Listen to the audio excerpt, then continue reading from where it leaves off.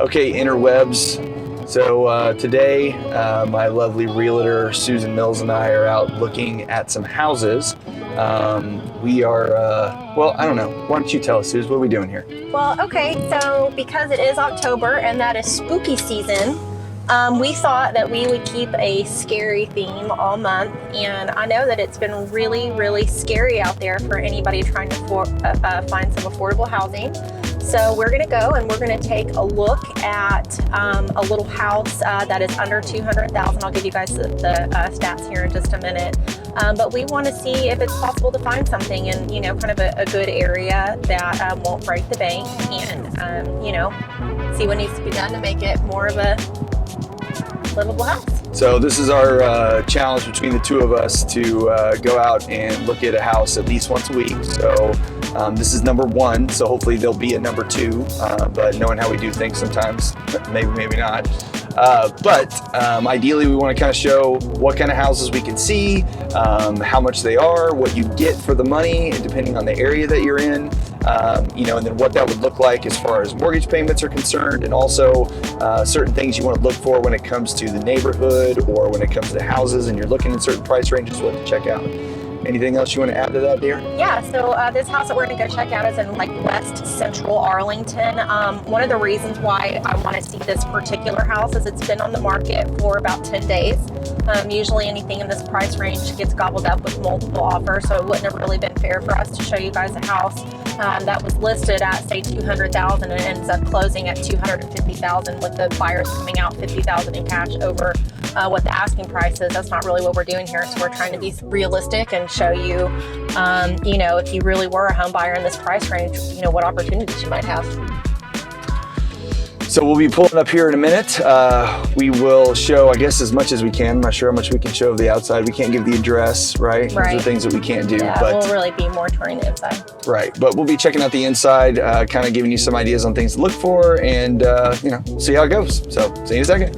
All right, so we're here at the door. This is always a bit of a challenge. All my realtor friends will understand. Trying to get the super key open becomes a difficulty. Gotta figure out the house information before we go in. Okay, what are we checking out right now? You're looking for alarms? Yeah, I'm trying to get the showing instructions. Okay. So each house comes with specific instructions when you show it? Yep. What does that mean? Yeah, so, you know, we don't want to barge in and see if the house is, if it's occupied or not occupied, and want to make sure that there's no alarm or no dogs that'll be running out at us. So just kind of just general safety stuff right now. And as you can probably hear in the background, there are a lot of cars. That's because we're on a pretty busy street. It's like a four-way, 2 lanes in each direction street, which probably adds to, you know, the lower price of the home, because, you know, you can obviously hear the sound going back and forth, which is something, you know, you really want to pay attention to, because it's one of those things where, you know, for resale value and investments and other things along those lines, or just to live in yourself, if you're living right next to a really busy street, you have kids, it's just something to kind of consider. So Let's go take a look. let's go check it out. Okay, so one of the big selling points about this particular home, although it is on a busy street, is it's over a third of an acre lot. So nice big yard. The house is listed at $179,000. It is just shy of 700 square feet. So she's a little girl. There are 2 bedrooms and 1 bathroom. The listing showed that it was already remodeled. So we're going to go and take a look and see, you know, what that looks like and what improvements need to be made. So this house was built in 1940.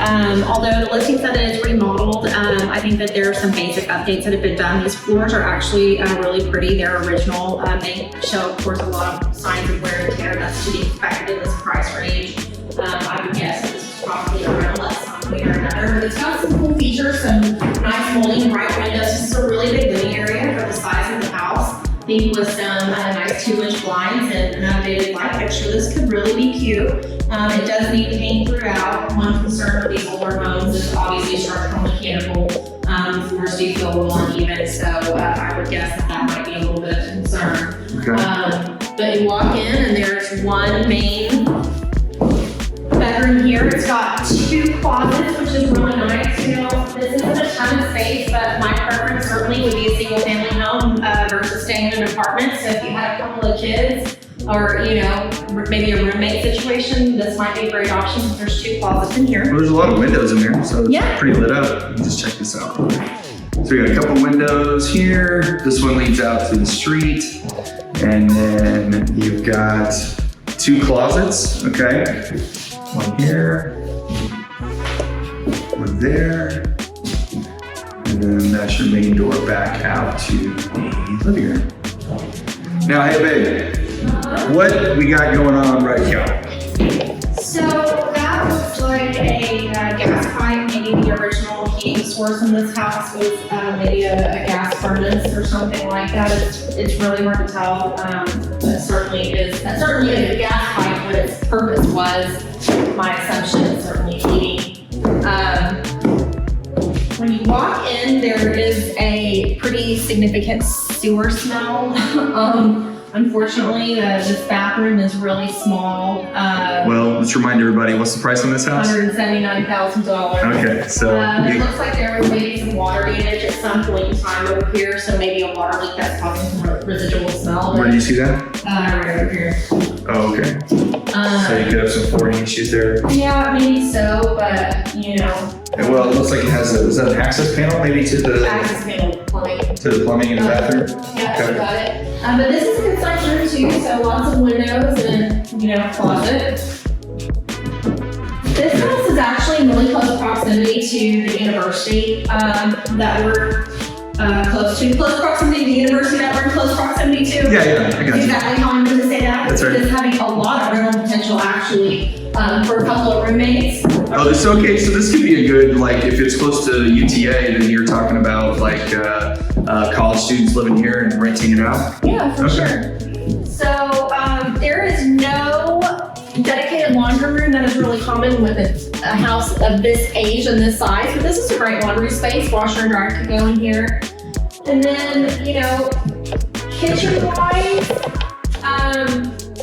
it's small, but you know, with the expectation, the house is just under 700 square feet. So it does have a full-size dishwasher. It accommodates a gas stove and a economy-size refrigerator. The only little concern that I would have is there's not really a space for, you know, a dining table. So, you know, you have Well, if you're a college student, you're eating on you're eating on the tray table or on the couch. tray Maybe tables. This is multi-purpose. This is a big living room, so maybe you could put a small dinette table there and utilize the extra space in the living room for a dual-purpose area. Okay. So you got your 2 windows here from the living room that we're back into. You can maybe put a table right here in the corner if you wanted to. And then back into the kitchen. I Or we mean, just you know, the stove. It has granite countertops. It has a tile backsplash. The cabinets have already been painted. You know, with I think just a little bit of cleaning and elbow grease, this could probably be a really cute house for somebody. The main thing that I have a little concern about is just, you know, the age of the home and like structural mechanical issues. How old is the roof? What's going on with the unevenness of the floors? And you know, sometimes that could just ebb and flow with the season, where you've got a lot of dry weather and that shifts the house, and you switch immediately into a rainy season, and some things need to equalize. So you certainly don't want to make any assumptions right off the bat. We certainly recommend having a licensed home inspector come out and taking a look and giving you know, their professional opinion. If somebody needs further investigation, then the next step would be reaching out to the vendor of that choice that's licensed in that area to kind of help you navigate any potential issues. Got our little pantry space here. Yeah, and sure. So there was a lot of road noise at the front because this is a busy street, but maybe there's some peace and quiet out here. Okay, that's a little challenge we're going to squeeze through. Kind of a hard time to get the door open, but that's okay. Again, how much is this house? $179,000. Okay, so this is what you get. Yeah, this is great. You know, you really. This is actually a big yard. It is a great size yard. You hardly hear, you know, the traffic. Don't hear the traffic as much. And although that probably looks like it would need a replacement, there is room for a garage or a workshop. So, you know, overall, So the shop's part of the house as well? Okay. Does it have a front side to it? Or just the back?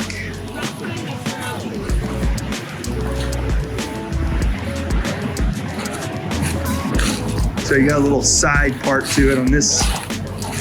and it's just stars. That's always a big bonus. Yeah, you don't have to put up a fence. Yeah, Yeah. Speaking of spooky, we got spooky cats right there. Keeping in our Halloween theme. Saw the black cat today, so that worked out well. Good timing. Yeah. All right. So I don't know that this place is haunted. We were trying to find a haunted house, but not too much luck there. Something at least near a cemetery maybe, but no avail. I wonder how far it goes back. It's actually a pretty big lot. Yeah, this is actually 0.35 acres. So Oh, this wow. is a lot larger than most traditional residential lots, even for a home that's much larger. Okay. Yeah, So you got a lot of space here. you sure do. So you've got some space, you've got some room for improvement, but you know, if you're not scared of, A little elbow you're grease. not scared Back on the Halloween thing. of a little work, you know, I think this could be, you know, either a great income generating property or a great starter home. Okay, so when it comes to a mortgage on a place like this, what you're looking at initially, if you're doing this as an investment, if this was a property that you were actually going to buy and lease out or rent out or whatever the case may be, that would be a 20% down payment. You'd have to do a conventional loan. FHA loans do not allow for investment properties. It would have to be a conventional loan. 20% down on about $180,000. This house is listed at $179,000. So 20% down would be about 36 grand. That's what you would need for your down payment. Your closing costs on something like this are probably gonna run you somewhere between $5,000 to $7,000. It really just depends on taxes and insurance. That's usually the biggest portion of your closing costs. So, but as a monthly payment, you'd probably be looking for something or looking at something along the lines of about $1,100 a month. So if you could get rent on a place like this for $1,200, $1,300, $1,500, which isn't unreasonable in an area like this, especially near a university, you could actually cash flow pretty good on a property like this. Now, doing a little bit of upgrades and repairs and fixing a few things around the property might actually earn you some additional equity as well, because if you can take that 180 sales price, put a little elbow grease into it, and maybe get a value of 200 to 210, something like that over the next 5 years, that will more than compensate for the money that you put in initially, which is your upfront investment, which is that $36,000. And then what you're really looking for is just your monthly cash flow, because any investment properties like this, the biggest thing is that you want your monthly cash flow to not cost you anything, essentially. So as long as you're breaking even on your mortgage payment, your, depending on if you're including utilities, any monthly maintenance that you're gonna have to do, this is all something that you'll need to put together to figure out what your break-even point is on a monthly basis on a property like this. But with a mortgage payment of only $1,100, and if it's used as an investment, you can get rentals of $1,500. I mean, you could have 2 people stay here and rent each room for $750 a piece, and now you're at $1,500 a month in rent, and that's a $400 on top of your mortgage. So if you could cash flow $200 out of that, depending on what your monthly maintenance costs are, it could be a really good investment. So this is a good place to start if you're not looking to go out and invest in a $250,000 house or a $300,000 house. This 180 price point could actually be really beneficial and could kind of get you started in that direction. So of course, if you have any questions about mortgages or interest rates or refinancing, please give me a call. I'm happy to help. Mike Mills, Verity Mortgage, and of course, my lovely wife, Susan. So we're here to help however you guys need. We really appreciate your time today, and we'll see you next week. Bye.